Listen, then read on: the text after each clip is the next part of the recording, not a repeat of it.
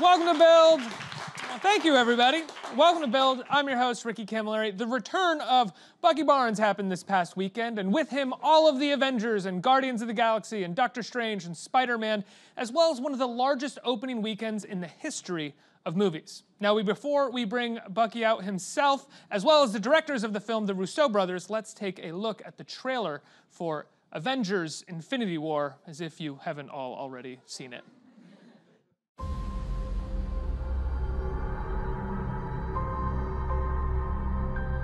The entire time I knew him, he only ever had one goal.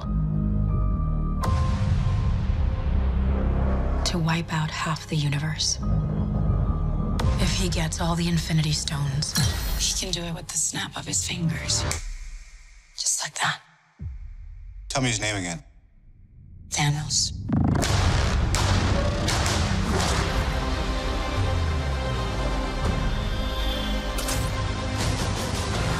We got one advantage. He's coming to us. We have what Thanos wants, so that's what we'll use.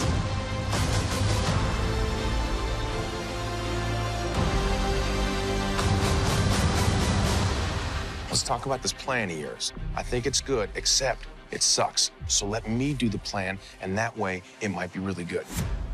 Wow.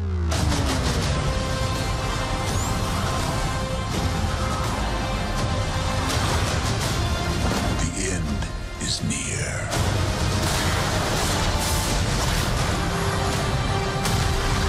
When I'm done,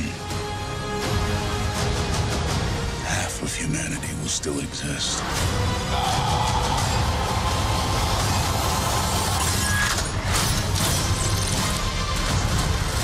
Perfectly balanced.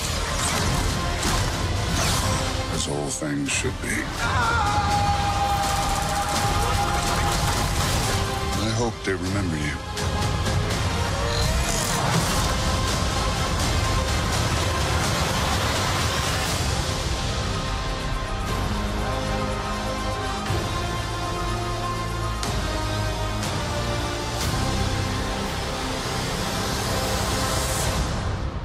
I'm Peter, by the way. Doctor Strange. Oh, you're using your made-up names. Then I am Spider-Man.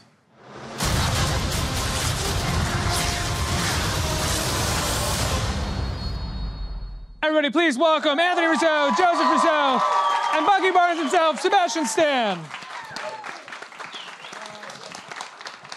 First and foremost, a massive congratulations is due to you guys. I can't say we didn't see this coming, but I imagine it still feels pretty incredible this opening weekend.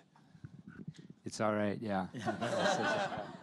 No, it's great. I mean, you know, we make these movies for the fans. We grew up comic book fans, so we're always excited when the audience responds. By fans, you mean everybody in the world after a weekend like that. It's not like a small fan base. No, there was like 11 people who saw it 4 million times each, I think. So there. One of the things that I love about the film, and I was telling you guys before we got on, was how well you're able to bring all of the other movies into one movie. And I'm curious how hard that is, because it's impressive to watch something like Guardians and something like Black Panther all maintain their voice while still being within the voice of this one film. I mean, for a long time, I think since our early days as filmmakers, Joe and I have often like analogized our process to that of being like mad scientists, you know? We like the idea of taking like disparate elements, disparate ideas, and smashing them into each other in ways you wouldn't expect, and sort of seeing what comes of that on a creative level. And I think these movies are very much like the very essence of that kind of a process, because you are drawing upon so many different types of characters from so many different types of films, so many different tones and styles, etc. And it's our sort of process as directors on this film to figure out what all that becomes when you mix it together. What is that new expression of those things? Because while I think they retain the essence of what they were in the films prior to this, they sort of take on a new sort of dynamic in this film because they are being combined with things they haven't experienced before. Do you think the Marvel world itself contains a kind of singular voice that helps bring them all together as well? I think really what it breaks down to is that the audience is very accepting of the fact that there are different authors for each film, and you know, our interpretation of Captain America is very different than Joss Whedon's interpretation of Captain America. Taika Waititi's interpretation of Thor is very different than Kenneth Branagh's. So, it's I just think that the audience likes when different authors come in and lend different ideas to this mosaic of a narrative. And in particular, his film's tone is very different. It's much more serious at points in the film than any other Marvel movie has been. And that requires the characters to behave in a way that they've never behaved before because they never faced stakes like this. So I think a lot of it has to do with tone. Sebastian, what's it like to come back? It's been a little while since we've seen you in this universe. Has it? I don't know. A couple of years. Well, it didn't really feel like that to me in a good way. I mean, no, listen, it was great to be included, obviously, and I feel like anytime we get to kind of explore another shade of the character, for me it's exciting, and there's so many complex ways to go, and the Black Panther thing was really something nice. Didn't expect. I don't even know if you know how I found out that I was gonna do that tag scene. No, It came up recently. Yeah. No, I was flying on the same flight as Kevin Feige, and then a baggage claim. He was like, "Oh, by the way, we're gonna have this thing where you're gonna." That's how I found out. You mean the tag from Panther? Yeah. So it's always a great sort of nice reveal for me as well. I mean, in the sense of where, the character's got his hand in a lot of different things right now. So it's exciting to know where he might end up. What's it like to come back and work with all these people that you've worked with for a number of years now? I mean, I've been so lucky with obviously the two of them now for the last 3, feels like 4 years that we've spent together, kind of in a way finding each other and again, and it does have like a nostalgic feeling at times. I mean, especially with this movie, it's felt that way because it is like a family in a way. You see each other, you go through things, and then you come back again the year after that. So it's always special. What's the most difficult part of directing one of these movies? Putting one of these movies together? Getting out of bed. Yeah. The endurance. I mean, yeah. Well, because we didn't direct one of these movies in this situation. We directed 2. We shot Infinity War back to back with the next Avengers movie. So what's that, like 2 years of production, basically? It was a year of production and about a year and a half of prep. We had to write both scripts at the same time and then shoot both movies at the same time. We started shooting in January of 17, finished in January of 18. So we literally started a press tour on April 7th, handed the movie to Disney at like 11 a.m. on April 7th, and then got on a plane at like 1:30 p.m. and started the press tour for the film. It was an endurance test for many of the actors as well, and I think that's what Sebastian was alluding to before. We spend a lot of time together, and it's become a very I think that's become a very important part of the process. Is the depth of our creative relationship now is really so solid and strong, and I think that's a big source of energy for all of us on these movies. When you're watching a film like this, one of the things that I'm struck by is you're balancing so many stories that a fair amount have to sort of, I imagine, get removed or go on the cutting room table because you never know in the script writing process exactly how much of those stories you're going to be able to fit into the final cut. Do you just have your actors kind of like in a bullpen waiting to go when you need them, like Terrence Malick style, just like throw them on, let's go? With a cast this size, we wish. I mean, there was a lot of actors to keep in a bullpen. But Joe and I have a process where we work very, very closely with the writers, Chris Marcus and Steve McFeely, who've worked on every Marvel movie with us, and we go through a very, very thorough development process with them and script writing process where we think about the story from every different angle, think about every character from every different angle, and we really beat up and test the script to make sure that we go into production. Because these movies are so hard to shoot, you want to go into production with as tight and clear a plan as possible so that you can actually achieve it on a physical level. So that said, though, these movies are announced before you guys kind of get to really start writing them, right? That's right. You make them up as we go. You have a set period of time to really figure out all these things. We had about a year and a half. One of the challenges, yeah. Yeah, we had about a year and a half to figure out both scripts. And really... That's insane. When we walk into a writer's room, all we have is Infinity War. That's it. And so we have to, really sit there and have a very disciplined process where You know, we have a room that's surrounded by whiteboards, and it's the four of us sitting in a room with a bunch of magnets of every character, talking about where every character is, where they should go, what we want the theme of the movie to be, what the story is that we want to tell, how we want to execute it, what the tone is. And it goes through many iterations. I mean, the first draft, I think, went through 4 or 5 different iterations. How long was the first draft? I think there was a 200. About 160. Yeah, it wasn't, there was even longer. That's not bad. I would have after that. Yeah. Wow. And then you cull it down from there, and you're sort of working through the process of, you know, being really diligent with the storytelling. Because Stan said these movies are incredibly expensive, so you don't want to waste any time on set or any of your resources, because you know, irrespective of how expensive they are, you still can run out of money. So basically, the same problems that occur for the filmmaker who's making a $1 million movie in 18 days Identical. are occurring for the filmmakers making a $300 million movie in 2 years. I know that's depressing to hear, but it's true. We're all screwed, guys. We're all screwed, no matter what stage. 1000%. Do you feel that way on set as well, Sebastian? We're as an screwed. actor? Yes. I always feel that way. For a plethora of reasons right now, but I'm sure. But I mean, as an actor on set, does it feel different for you acting in a big budget movie like this than it does acting in something like I, Tonya? No, I mean, it is a little different because, you know, maybe in this situation we have the luxury of time to some extent. I wouldn't say, you know, I wouldn't take that, you know, and run with it. But there is a difference of time a little bit, you know, 30 days versus like something like where you're in it for the long haul. But even then, you know, it's like when you're rushing through something, that's not necessarily great. But then when you have too much time sitting and waiting, I feel like as an actor is not great either, because then you got to kind of like show up and bring your energy right up where, you know, where it needs to be. And then I think in this case, you know, it was a lot of discovery for everyone as we were going, you know, for them with the movie and maybe what's needed for us, like in terms of adjusting to that and what actually is going to make it in the movie or not. So, you know, but I think the fact that we all have this familiarity with one another, just that we know a little bit of, you know, kind of how we work together helps a lot.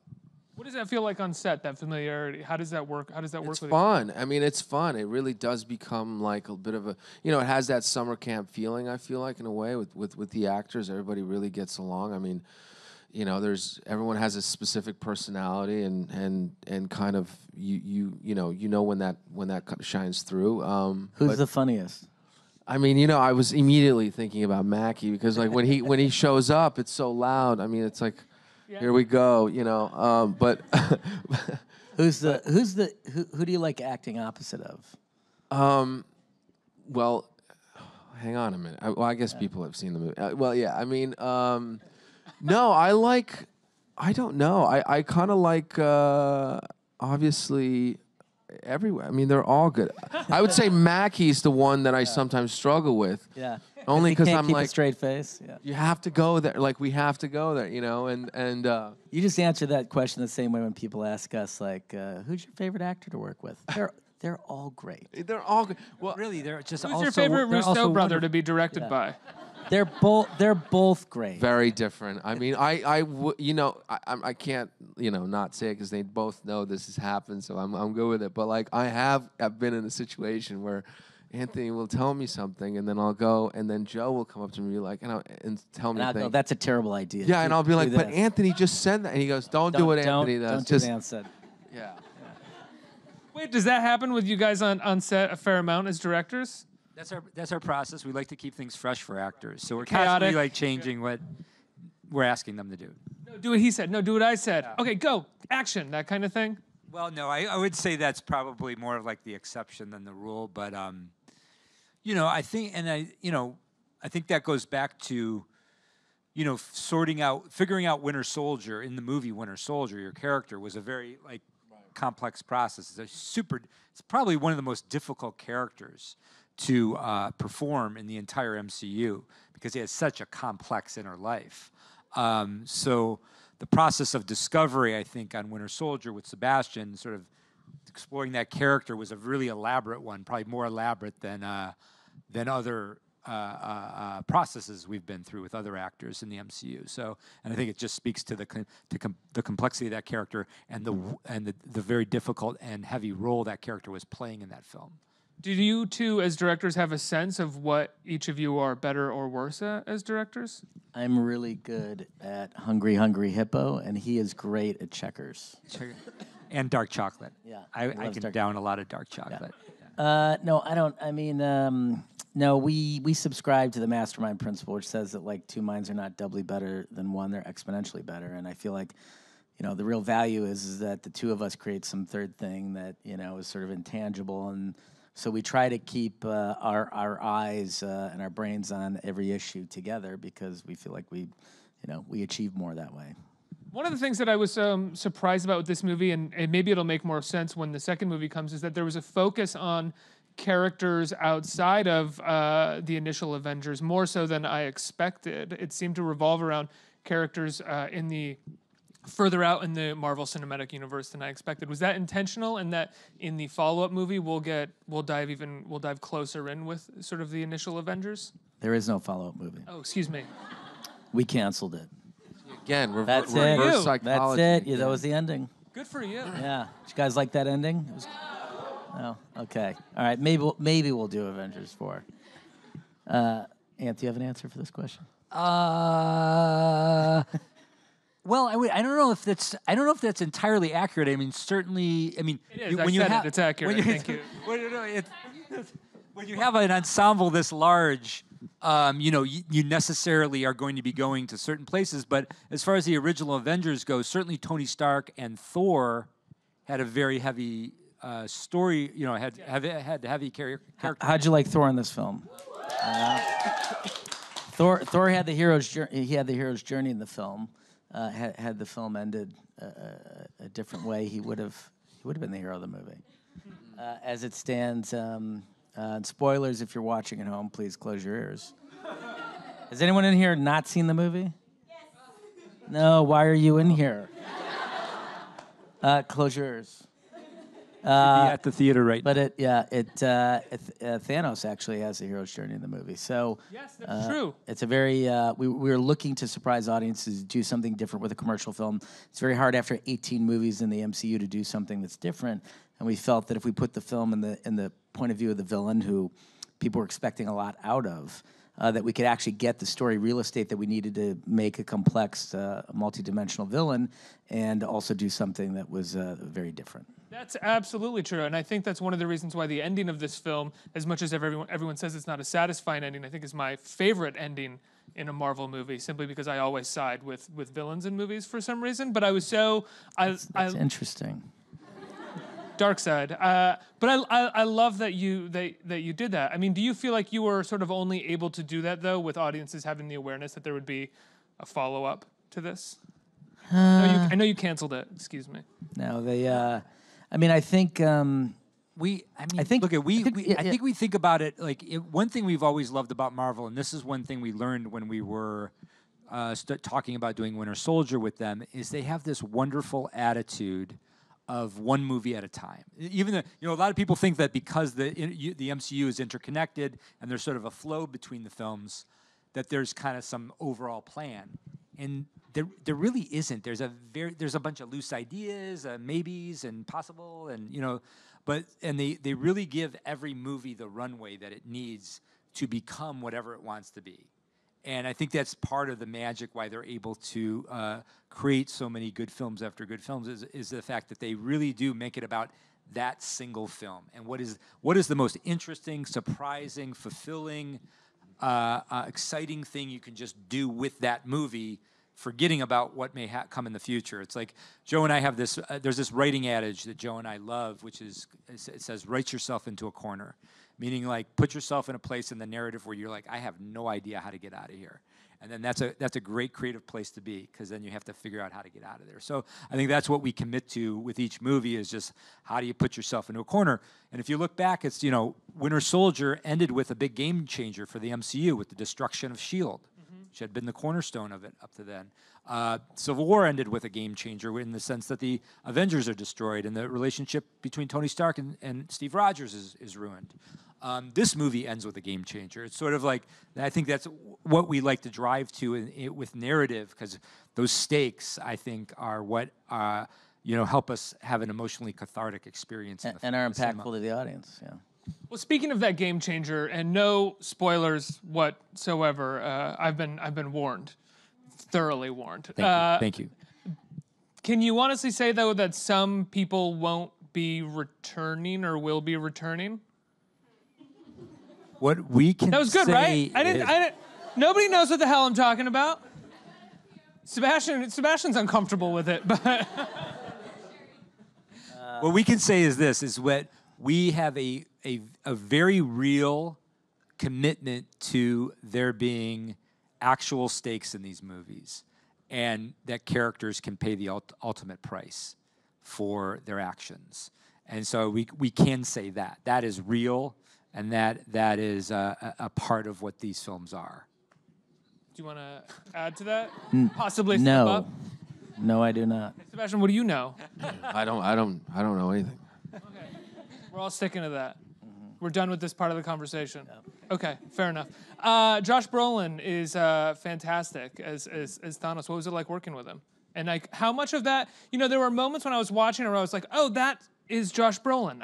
I can sort of see a little bit of his body right now and how he would act like this. Our VFX team did an incredible job with the film. I mean, this is really the cutting edge of technology being employed to take every nuance of Josh Brolin's performance and map it into an 8-foot purple CG character. So, they did a spectacular job, and the photorealism is incredible. Everything that Thanos does in the movie, the movements, every facial expression, the tears, it's all Josh Brolin. So they literally just took him down to the molecule and transferred him into this creature. He was incredible to work with. I mean, there's very few people I think that could pull off that role. It's a very complex role. He's exceedingly violent. He's psychopathic. He's weirdly charismatic and weirdly empathetic at times. So it's a very disconcerting villain. Some things that he says are truthful, but his means to execute them are completely insane. So it's about as hard as roles get, and in particular because he's on the hero's journey in the movie, even harder to execute. And we thought he did a spectacular job. Was it hard to execute the hero's role for the villain? I mean, do you find that you're walking a thin line there where you don't want to be too sympathetic or too empathetic with him? He has to remain villainous, but at the same time you're trying to do something a little bit different? Yeah, I think his actions in the movie spoke to his villainy. So it wasn't difficult for us to keep him villainous in the film. So it was easy for us to try to push the charisma and the empathy because of what he was doing. Again, the intention is just to create a complex portrait of somebody who views himself as like a paladin or a holy warrior who's on this mission to bring peace to the universe through nefarious means. And I should add too, part of the reason we were led to sort of explore the character of Thanos in so much depth and give and complexity is that he is the one figure that ties all of the MCU together. I mean, how do you get Doctor Strange and the Guardians and Spider-Man and it's everybody? How do you come up with a narrative that is going to pull all of those characters into a single story? It's very difficult, but Thanos, because he's going after the Infinity Stones, because the Infinity Stones have been threaded throughout the various franchises of the MCU, he is the unifying figure that all of these characters have in common. So figuring out who he was and bringing the most interesting version of that character to the table was really essential and central to the story. Can I ask, before I go to audience listeners, what do you guys do after the Avengers is over? When you guys are done making the Avengers movies, what do you do? Like you've essentially made, I mean, maybe Star Wars next? We love Star Wars. There it is. I mean, look, I think do an indie? Do like a?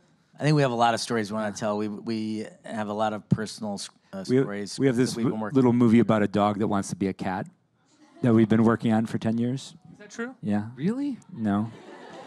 No, but something like that probably. Yeah. Did you just come up with an idea that's going to be a movie now?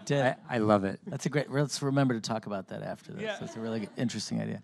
I think we got a year left. We have to go execute Avengers 4 in a way that hopefully is on a level comparable to Infinity War. It'd be easier though with less people.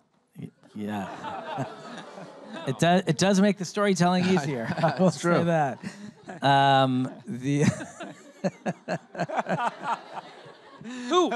Who's not coming? Yeah. It's a joke. I'm just joking. And then I think we've been workaholics our whole careers, and I think we love telling stories, and I think we'll look to what's next when we get to the end of the road with A4. Let's get some. Who's the question? Right back there. Hi, how's it going? So, question for anybody here. Who from the original comic book, The Infinity Gauntlet, would you have liked to see in the action movie that you guys couldn't use because of legal rights or whatnot? Yeah. We didn't run into any legal rights issues. Yeah. Well, we did. $300 million movie. They bought it. I mean, But if the the Disney Fox deal goes through, there's a lot invaded of, what we wanted to do. Yeah, there's a lot of incredible characters that would suddenly become available. Right, X-Men, right? Or Fantastic Four's over there, Deadpool's over there. So there's a lot of characters that we'd be excited to get our hands on. One of my favorite books that I own is Incredible Hulk 181, which is the first appearance of Wolverine. There's my two favorite characters growing up were Spider-Man and Wolverine in that order. So say Wolverine. Next question. So I just want you to know that I had like a 30-second monologue of bullet point questions, but then they were like no spoilers, so I had to reconceive everything. So bear with me. Good. So in the press tour, they talked a lot about, Bucky being in Wakanda and maybe their relationship with Shuri and T'Challa, and the movie happened. But how did you guys conceive of that, like in the in-between time between Black Panther and what we see in Infinity War? And sort of off of that, too, we see Bucky and Steve reunite in the promo, and the hug is amazing, as we touched on outside. But it seems pretty chill for like 100 years and like 3 movies worth of reunions. So is it the first time they met? No, it's each not. other? I don't believe it's the first time that they have seen each other since Bucky was. But the awoke. the answer is, you have 2.5 hours. That hug would be like 20, be like half the film. Yeah. So you need to get moving, I feel like. Yeah, and I mean, I think we make these choices based on the story real estate that we have, and it was appropriate for appropriate amount of time had passed for Bucky to be healed since Civil War. Shuri, as we know, is a genius and perhaps maybe the smartest person in the world, and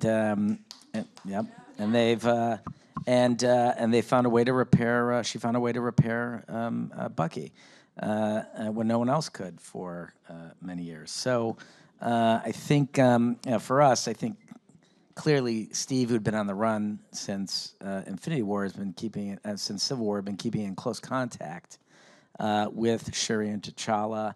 Obviously, he's been hiding somewhere. I think he's made his way through Wakanda a couple of times, and so I do not believe that and that is how we directed that scene. That was not the first time that they were seeing each other since he woke up. Oh, that's great. Soldier manicure. Yes. And it's amazing. Yes. It's amazing. Yeah, who does it? It looks. Yeah. Can we see it? Yes, please. And then there's T'Challa in there, Steve and Tony. Okay, that, by the way, that is my God, amazing. you That is incredible. Yeah. That's Yeah. Yeah. Momo at the East Village, you guys just got a lot of great Nice. press. I'll let it keep going. Yeah. Next question. that's cool. Oh, over here. Hi. Hey. Thank you for coming. I was just wondering if and when there's a solo Winter Soldier movie, what storyline you guys would go with. Yeah, that's it. What would be fun to explore in a solo Winter Soldier movie? It's when the Winter Soldier started a band. That was Winter Soldier wanted to become a cat. Wow. No, it would be, I think for me, it's only like 2 different things, obviously. There are 2 things. I mean, I think what's interesting is like you have all that Cold War like stuff that hasn't really been tapped into, which is would be prior to the Winter Soldier movie, which could involve the Black Widow, and so that's a whole thing. And then it would be interesting to see like, where, I don't know how to answer this. It'd be interesting if he survived to see where he would have potentially gone in the future. Unfortunately, we'll never be able to tell that story. Right. So the past it will have to be. Yeah, I think going backwards with him would be really interesting. I mean, that's the characters who are villains in their past are always the most compelling because they have the most rich internal life, as Anth talked about earlier. So, I think Black Widow is a fascinating character. We've never seen that part of her life where she was a villain, or any of the, a few pieces in Ultron, but or any of the ramifications of having lived that life. And I think similarly with Bucky, there's some really interesting stories to tell, especially because he spans so many decades as this character. With Logan, Fox made an R-rated superhero movie that was pretty dark. Is there any sense of possibly doing that in Marvel ever? If you're ever going to go R, you'd go R with the Winter Soldier, I think, right? Yeah. That would be that would be appropriate. That would be hilarious. Yeah, that would be awesome. Right. Next question. Hi. When you were developing and directing this film and also performing for you, Sebastian, how were you able to find this perfect balance of this thrilling action and comedy and also the gut-wrenching, emotional, dramatic aspects of the film? Well, we knew we wanted a complex tone to the movie, especially when you're bringing... nobody's ever done anything like this before, where you've taken, and by that I mean the Marvel Universe, we have all of these different really, really successful franchises that are tonally different. The characters have very different backgrounds and stories and emotional connections to the plot. Take it and put it all together in one film, which I think allowed us to execute the movie in a way that was very different than traditional filmmaking, meaning all these characters as they enter the film. We don't have to go through their backstories. We don't have to introduce you outside of Thanos, the Black Order. We don't have to introduce you to every person that comes to the film. And you also understand the tone that they're bringing to the movie. So we just knew that we would have a complex tone because of all of the different franchises melding together. Thanos really brings the intensity to the movie. And so earlier in the film, you get a lot more humor because it's where characters are interacting and there's a lot of conflict between these characters. They have a lot of big egos. Stark is a narcissist and Doctor Strange is a narcissist. One's a man of science, one's a man of magic. They don't see eye to eye on anything. Who has primacy in situations? Who's the leader? Who says what? When you're taking groups of heroes, Star-Lord, Tony Stark scene, and you're putting them together. So we knew that there was always going to be, and what was going to be unique about the film was that the tone of the film could shift very quickly. I think I have time for one more. Hi, I have a two-part question. First, why is Black Widow's hair blonde in this movie? And also, the second question is for Sebastian. In the comics, there's a point in time where Bucky takes over Captain America's place. If you had to play that in the future, Captain America, Bucky being Captain America, how would you play that? Would you have a black uniform or something? Yeah, you want to answer the Widow question? Yeah, for the Widow question, the first part, at the end of Captain America Civil War, Black Widow, of course, sided with Cap's side ultimately. So she was with that group of Avengers that was no longer legal or sanctioned by the government. So they basically had to go underground. So for the same reason, when we catch up with that group of Avengers and Cap has his star torn off, and they're sort of feel like have grown a beard, and they're in their underground mode. So Black Widow is trying to hide, trying to conceal herself. Yeah, perhaps the most distinctive thing about her is her hair color. So it would seem to her, especially someone who's been a spy her whole life, that the most obvious thing to do would be change her hair color. It just as a way to move through crowds if she wanted to. Nobody knows who she is now with blonde hair. Yeah, pulling attention to herself. It's like she's invisible. Yeah. I mean, look, you know, it would have to be a very different, you know, quote, Captain America. Like, it just wouldn't be the same, you know? It would be interesting to, you know, in the comic books, it was always interesting because there was an emotional turmoil. There was a guilt there that was driving for me, you know, that character, because in Steve's absence, you know, it sort of felt like the guy had to once again carry on this you know, vision that his best friend had for years and what he stood for, and that struggle, you know, and you have that kind of coming into conflict with someone who's still grappling with their own past and what, you know, is the right thing to do now. And if you have a character who's always searched for getting an identity and he finally gets an identity only to have to lose his identity again to another idea, then it makes it for a very complex take on it, you know what I mean? So if they ever were to explore that, it would be a very different, definitely way darker take on that situation, you know? Yeah, Bucky seems like he is pretty vulnerable, even in like a few. There's a few small moments where just your performance and just one or two lines, he feels like he's still slightly film? broken and vulnerable. Yeah. Thanks, Ricky. It's a compliment. Vulnerable? You know, should not be. I was Ricky Cam. Yeah. I was just kidding. Just wanted to get it right, you know. No, look, I mean, I that's great that you still see that, because look, I mean, I think for me, one of the things that, you know, I always want to, in my mind, you know, a person doesn't just change overnight, you know, a person just gets stronger with their DNA, right? Their whatever we all come with, you know, you get better at handling things, or you get better, stronger at dealing with things. So, you know, you're not just fixed. So in a sense, you're always going to see that vulnerability there to some extent. You're just going to see it, hopefully, a stronger, more stable person. Thanks, Sebastian. The movie Avengers: Infinity War. Congratulations on the weekend, guys. I think it's playing in New York and LA. It comes out on VOD in a couple days, right? Everybody, check it out everywhere and give them a huge round of applause. Thank you.